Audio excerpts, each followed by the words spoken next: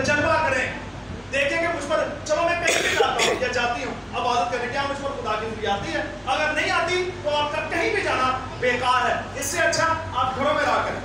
जब आपने चर्च में भी आना है और कोई बरकत नहीं आपको मिले, तो आप चर्च आते क्यों हैं? क्यों आते हैं? जब आपके ऊपर खुदा की हजूरी आ ही नहीं रही। दाऊद कह रहे हैं तेरे हजूर में कामिल शादमानी है।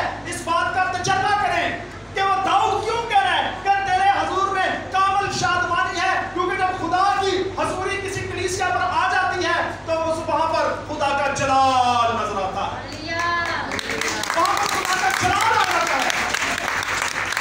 साढ़े लोग चर्च आने की फुर्सत तो है, तो हम खुदा की हजूरी आए ना, घरों निकलना पवे ते आए ना। अभी कह रहे हैं हमें 5-5 हज़ार बांटना है, सारे वो लोग आ लेंगे पैदल पर, ठीक कहते हैं। लालच अपने अंदर रखा हुआ है, लालच। मैं ये नहीं कह रहा सारों को, मैं कह रहा घरां रहना, घरों के अंदर रहना, बस अपनी जिंदगी में घरों में ही, और बीमारियों के ये लोग शिकार है जो लोग चर्च नहीं आते। घरां वो घर के होके रह गए, खुदा की हजूरी में नहीं आते। अगर आते हैं तो नामी बन के आते हैं, इसलिए वो कोई बरकत नहीं पा के जाते। जैसे आते हैं वैसे ही चले जाते। लेकिन जो खुदा के लोग हैं वो दाऊद की तरह कहते हैं कि तेरे हजूर में कामिल शादमानी है, तेरे हजूर में मुकम्मल इत्मीनान है, मुकम्मल सुकून है। आप देखें जब आप अपने घर से आते हैं परेशान आते हैं, कुछ बीवी हैं उनको अपने शौहरों की टेंशन है, कुछ बच्चे हैं वो अपने माँ बाप से परेशान है, कुछ लोगों के पास जॉब नहीं। लेकिन जब आप खुदा के हजूर में आ जाएंगे, आप पर खुदा की हजूरी आएगी, आपके ऊपर तसल्ली, इत्मीनान और सुकून आ जाएगा।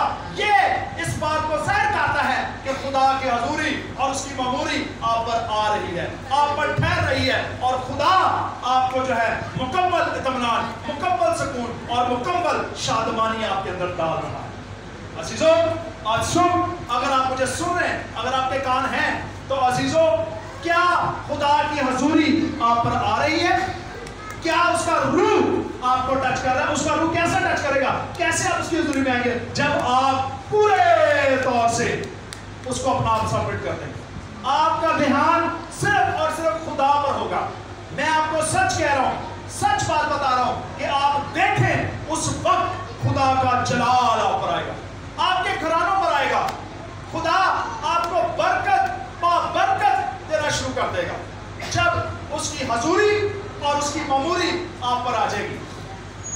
मेरे अजीजों, जितने खुदा के पाक अंबिया कराम हैं, जब वो खुदा की हजूरी में आते थे तो वो अपने आप को पूरे तौर से खुदा को देते थे। ये नहीं कि आधा, बिल्कुल आधे होकर, नहीं, पूरे तौर से। दाऊद नबी का हम सबूत पढ़े, दाऊद की बात कर लेते हैं। दाऊद ने खुदा की हजूरी का तजर्बा किया। कैसे हुआ कि खुदा ने दाऊद को इस्राएल का बादशाह बनाया।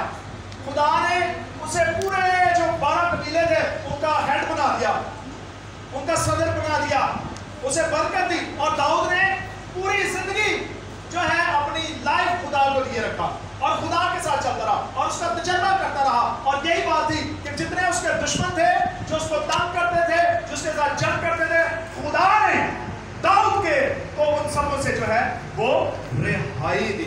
और मैं आपको बताना चाहता हूं कि यहाँ पर अगर आप दाऊद के ज़बूर पढ़ लें तो ये बात वाज़ेह हो जाएगी कि दाऊद जो है, दाऊद फतह का गीत गाता है ज़बूर 58 के अंदर, और कहता है 3 आयत में, मैं खुदावंद को जो 27 के लायक है पुकारूंगा, यूं मैं अपने दुश्मनों से बचाया जाऊंगा। मौत की रस्सियों ने मुझे घेर लिया और बेदीनी के सलाबों ने मुझे डराया। पाताल की रस्सियां मेरे चौगिर्दा थी। ऑन टाइम लग गया। Very good.